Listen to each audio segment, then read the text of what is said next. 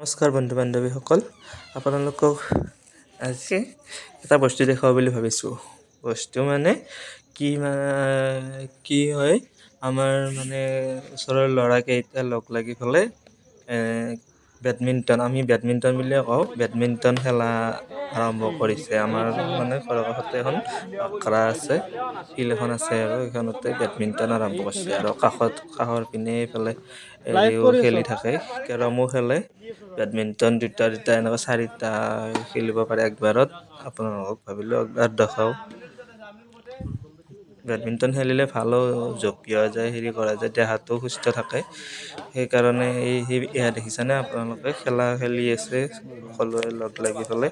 আৰু বাকী এনেকৈ টিম হৈ ৰখি আছে আৰু খেলিব পিছত যেতিয়া টাইম পায়। সেয়াই আৰু